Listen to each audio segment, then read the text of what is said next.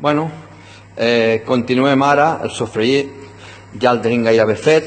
Si veieu que se va cremant una miqueta la cassola, li piqueu una mica d'aigua o de fumet si teniu, i ja s'acabarà de potxar ben bé la ceba i quedarà ben duradeta.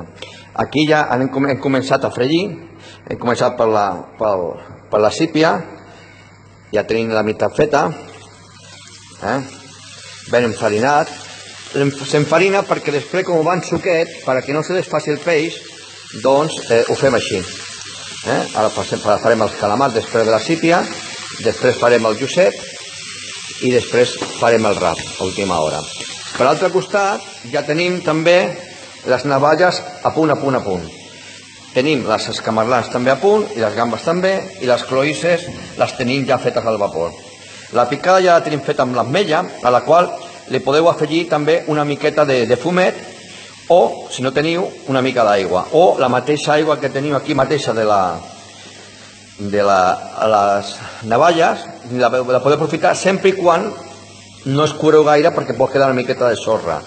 I parlant de la sorra, tant les cloïsses com les navalles les he deixat 1 hora i mitja amb aigua salada, amb aigua freda salada, perquè així s'obressin una mica i al obrir-se treuren la sorra. D'acord? Així que, bueno, continuem fregint. A veure com va això. Molt bé, que quedi ben duradeta.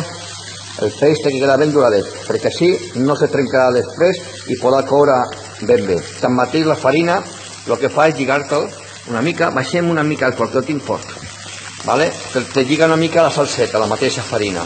Per tant, té dos avantatges, no es trenca i fa salseta.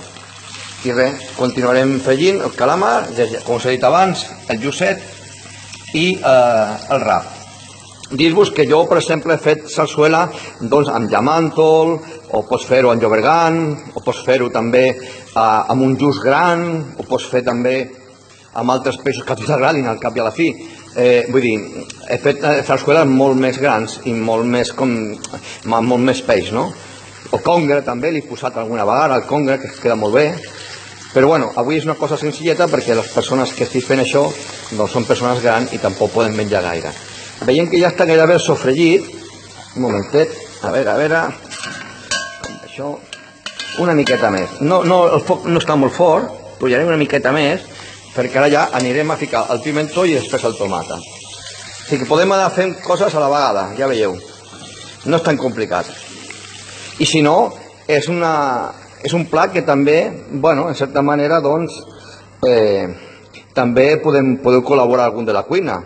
Vull dir, en la parella o els fills, m'explico, els fills que siguin grans, perquè clar, quan toques l'oli i tal, millor que no siguin petits, es poden cremar. I con cuidado, no veu? On hi entra deixant el calamar, sí? Con cuidado, ho veieu, no? I ara això ja l'agafarem amb l'aranya que tenim aquí. Això és una aranya. Llavors, el que us dic, que això ho podeu anar fent amb família o amb companys o amb amics, entre dos. Un va freint el peix, l'altre està pel sofregit, l'altre pot avançar pel tema de lo que són les cloïsses, les navalles, camarlans, gambes, un altre pot fer la picada. Això és treballar en equip. Cadascú té la seva feina, però al final el resultat és per tots i fet per tots. A mi m'agrada treballar en equip i de veritat, val la pena. Poden sortir bones relacions treballant en equip. Quan un és una mica individual, llavors és una mica més complicat. Aquí no es tracta de demostrar res a ningú, ni es tracta de veure qui ho fa millor o no. Aquí es tracta de poder menjar bé, que per això estan els cuiners, perquè mengeu bé. Us deixo fins d'aquí una estoneta, jo continuo fregint, d'acord? Vinga, fins ara. Bueno, continuem fent coses.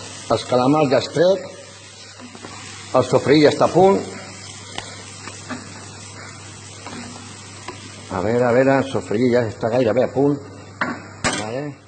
Llavors, baixem un moment el foc del fregir, estem pel sofregit ara, ficarem una miqueta de pimentó, perquè faci l'emulsió.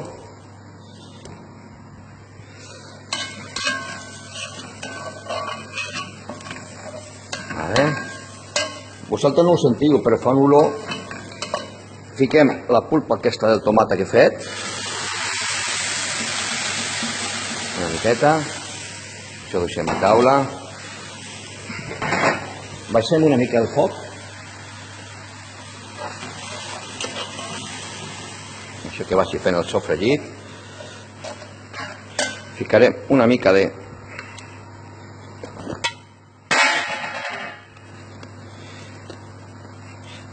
una miqueta de sucre, una miqueta, una cullada petita per l'acidesa del tomata.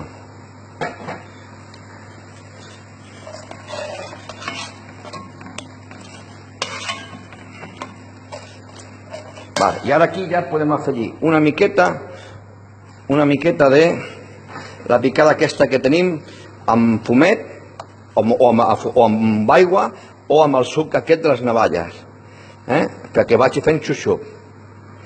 Aquesta picada que tenim d'ametlles, amb vi, all, julivert, oli d'oliva, que vagi fent xup-xup, i després, quan tinguem tot el peix fregit, ja muntarem la safata, i a punt per acabar d'un cop de forn o al foc mateix amb una tapadera. Ja ho veureu després. Bueno, em sembla que això ja està gairebé a punt.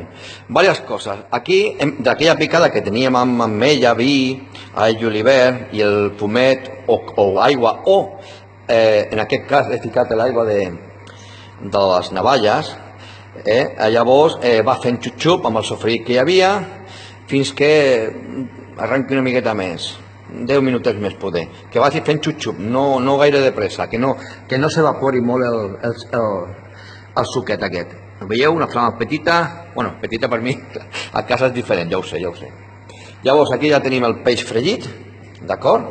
Tenim les navalles, tenim les cloïsses, tenim les gambes i les escamarlans, aquesta picada que encara en queda d'ametlla amb all i julivert que us he dit abans, i l'aigua de les navalles, i el brandi que serà al final per flambella. Ara només es tracta de que acabi de fer xup-xup i muntarem la safata ja ben col·locada, tot per acabar-ho de fer tot junt, d'acord? Igualment ja dic 10 minutets que faci xup-xup, que vagi fent ella mateixa, una petita reducció, perquè després com la afegirem més picada per sobre, doncs ja acabarà de fer la salseta perfecta. Una altra cosa que us ensenyaré avui, bueno, dues. Una, els castrons d'ous, si no ho sabeu, és un dels millors refrigerants o de circuits de refrigeració que existeixen, perquè si us fixeu, està sota uns punts i l'aire corre per tots els costats. Per tant, si algun dia voleu refredar un brou o en aquest cas posar una salsa o el que sigui per refredar i que no es faci malbé i que no fermenti, primer passar-lo per un cartró d'ous d'aquests que teniu, no el llanceu i ja veureu que no us passarà mai més. En aquest cas he deixat l'oli que he fregit. Demà, quan arribi, perquè demà també tinc que venir a treballar, el dia 1 de 2018 també treballo, demà faré, ara us ensenyaré el brou que he fet, és un brou molt especial que farem amb galets grossos, ara us ho ensenyo. Doncs demà, quan arribi, aquest oli jo el deixaré avui aquí. Quan estigui fred, la farina que hem passat al peix quedarà al fons de la paricient o de la paella.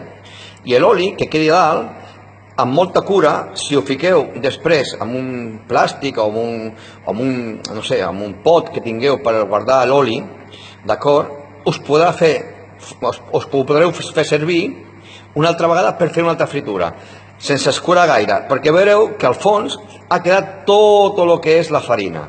En canvi, l'oli de dalt, com ja està fred, es pot reutilitzar. És una altra forma també d'estalviar. Jo, per lo general, no genero residu d'oli, perquè tanmateix, si us he fixat abans, quan he fregit, quan fregeixis, poso paper absorbent, i aquest mateix paper absorbent va fent desaparèixer l'oli. És una altra forma d'estalviar, aprofitar bé l'oli i, doncs una mica per ajudar al medi ambient a no crear residus que no es poden, o que es poden utilitzar altra vegada, però que no cal que arribin a la natura. Bueno, res, en seguida muntem la zarzuela, amb aquest suquet que està fent xup-xup, i d'aquí una estoneta ens acabem de veure.